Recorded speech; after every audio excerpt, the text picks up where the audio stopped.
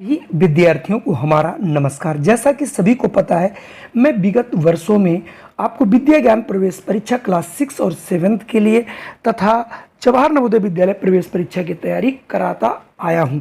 इसी के साथ साथ इस वर्ष हम आप लोगों को ऑल इंडिया सैनिक स्कूल 2023 की तैयारी कराने वाला हूं। इस पर आपको सारे पेपर्स मिलते रहेंगे, उनकी आप प्रैक्टिस करते रहिए। निश्चित तौर पे आप हमारे चैनल से जुड़ करके एक अच्छी तैयारी कर सकते हैं।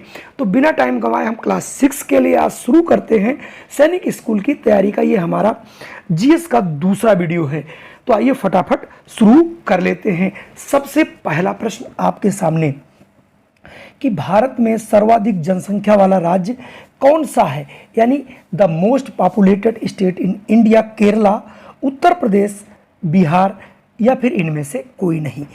मालूम होना चाहिए उत्तर प्रदेश जो है भारत का सबसे अधिक जनसंख्या वाला देश है, प्रदेश है। तो यहाँ से ऑप्शन आपका बी वाला बिल्कुल सही होगा। अब मैं बढ़ता हूँ अगले प्रश्न पर। अगले प्रश्न में है, निम्न में से कौन सा देश भारत की पूर्वोत्तर सीमा से जुड़ा नहीं है? और आपके सामने ऑप्शन है चीन, नेपाल, भूटान और Sri Lanka.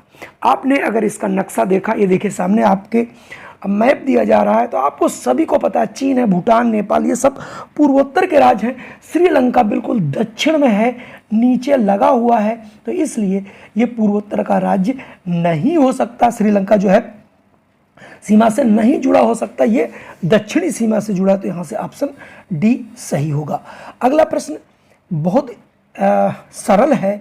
Is the national bird of India, Bharat का राष्ट्रीय पक्षी कबूतर है, मोर है, गौरैया है या फिर इनमें से कोई नहीं? और ये सभी बच्चों को बिल्कुल रटा है कि जो भारत का राष्ट्रीय पक्षी है वो मोर है। आप कमेंट जरूर करके इनके आंसर हमें बताइएगा। अगला प्रश्न है, बांग्लादेश किस वर्ष आज़ाद हुआ, यानी बांग्लादेश का बंटवारा किस वर्ष हुआ है? 1971, 2000, 1965 या फिर इनमें से कोई नहीं? इसका सही आंसर है 1971 में जो है बांग्लादेश का उदय हुआ था। तो यहाँ से ऑप्शन आपका जो है यहाँ से ए वाला सही होगा। अगर मैं बात करूँ अगले प्रश्न की, तो अगला प्रश्न है, अर्जुन अवार्ड दिया जाता है किसके लिए? विशिष्ट खिलाड़ी के लिए, कलाकारों के लिए, वैज्ञानिकों के लिए, कवियों के लिए। जैसा कि नाम है अर्जुन अवार्ड, ये प्रतिवर्ष जो है खिलाड़ियों को दिया जाता है। तो यहाँ पर ये वे खिलाड़ी होते हैं जो आउटस्टैंडिंग जो है स्पोर्ट्स पर्सन्स होते हैं, यानी जो विशिष्ट खिलाड़ी होते हैं उन्हें दिया जाता है। तो यहाँ से ऑप्शन ए सही होगा। अगला प्रश्न है, निम्न में से किसे भारत रत्न से सम्मानित किया गया है? श्री आदित्य बिड़ला, सुश्री लता मंगेशकर, श्री लालू प्रसाद यादव या फिर इनमें से कोई नहीं? आपको पता है कि इनमें से जो है भारत रत्न केवल और केवल सुश्री लता मंगेशकर जी को दिया गया, जिनका हाल ही में निधन हो गया है। चलिए बढ़ते हैं अगले प्रश्न पर। अगला प्रश्न है, प्राचीन नालंदा विश्वविद्यालय किस राज्य में स्थित है? बहुत अच्छा प्रश्न है।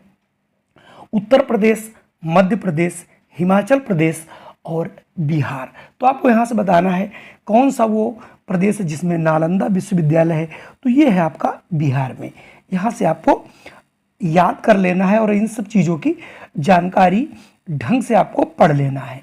अगला प्रश्न है, अरुणाचल प्रदेश भारत का एक राज्य है जो कि भारत की सीमा पर स्थित है, यानी कहाँ की इसकी सीमा जो है लगती, उसके बारे में आपको बताना है। दक्षिण पूर्वी, दक्षिण पश्चिमी, पूर्वोत्तर, पूर्वी और पश्चिमी। तो आपने अभी देख चुके थे पीछे वाले प्रश्न में, उसमें दिखाया गया था जो आपका जो अरुणाचल प्रदेश है वो पूर्वोत्तर में है। तो यहाँ से ऑप्शन सी सही होगा। अगर मैं अगले प्रश्न की बात करूँ, अच्छा प्रश्न है, सरल प्रश्न है, आपको आंसर इसका जरूर देना चाहिए। भारत के राष्ट्रपति का कार्यकाल कितने वर्ष का होता है? यानी Indian president is elected for a term of the years, 5, 6, 7 या फिर इनमें से कोई नहीं? जो राष्ट्रपति और उपराष्ट्रपति दोनों के जो चुनाव होते हैं वो केवल और केवल 5 साल के लिए उनको जो है चुना जाता है। चलिए बढ़ते हैं अगले प्रश्न पर। अगला प्रश्न है, नदी भारत की सबसे लंबी नदी, यानी भारत की सबसे जो है लंबी नदी आपको यहाँ से बताना है। तो सबसे लंबी नदी यमुना, ब्रह्मपुत्र, गंगा और इनमें से कोई नहीं। तो इसका सही आंसर हो जाएगा गंगा। ठीक है, चलिए बढ़ते हैं हम अगले प्रश्न पर। और अगला हमारे पास प्रश्न है, निम्न में से कौन सा रक्त समूह सर्वग्राही यानी सभी के रक्त को ले सकता है? उसमें आपके दिए गए ए बी या फिर इनमें से कोई नहीं। तो सही आंसर होगा ए बी, ये जो है सर्वग्राही होता है।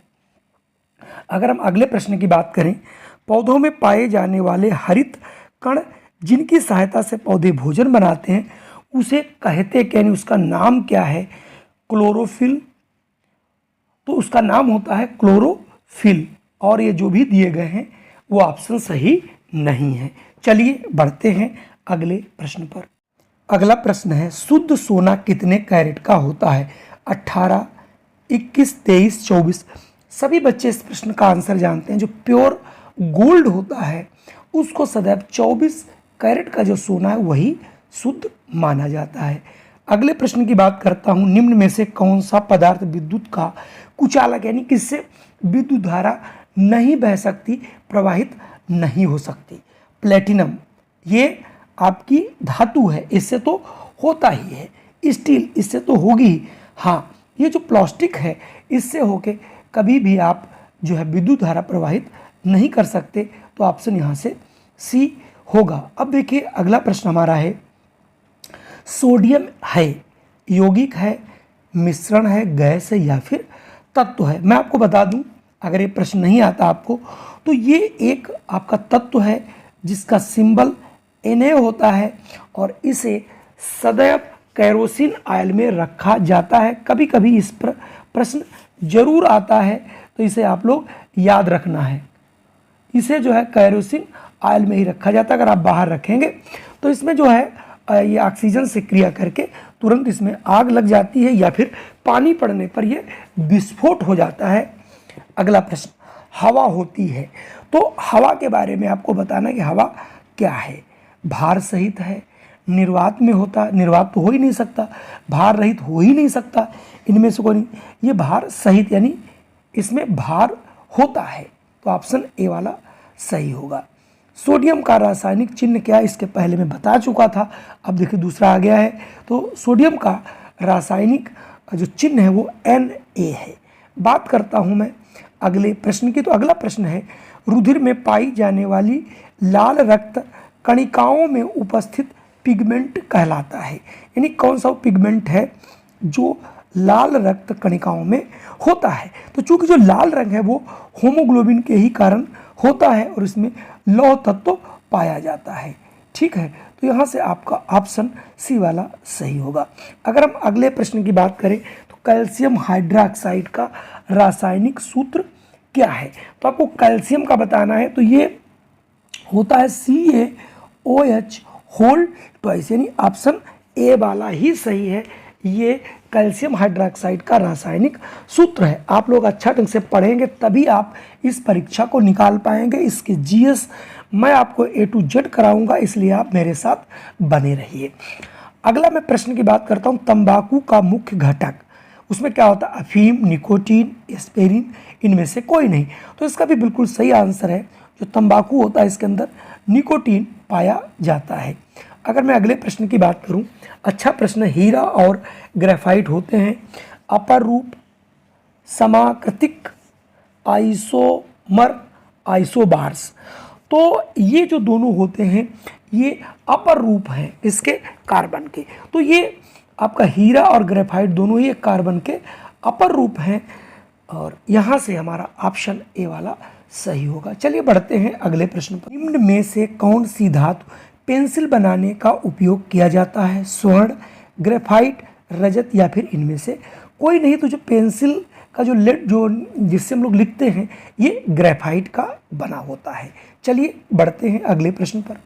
अगर मैं अगले प्रश्न की बात करूं तो पूछा जा रहा है, निम्न में से कौन सा पुनः उपयोग हो सकने वाला ऊर्जा का नवीनीकरण स्रोत है? खनिज पदार्थ, जल, कोयला या फिर इनमें से कोई नहीं। नवीनीकरण का मतलब जिनसे हम दोबारा उनका प्रयोग कर सकते हैं। तो इसमें देखिए जल है, आप बांध बनाइए, उस जल से चाहे जितने आप बांध आगे बनाते हुए चले जाइए, ये आपको एनर्जी देता रहेगा।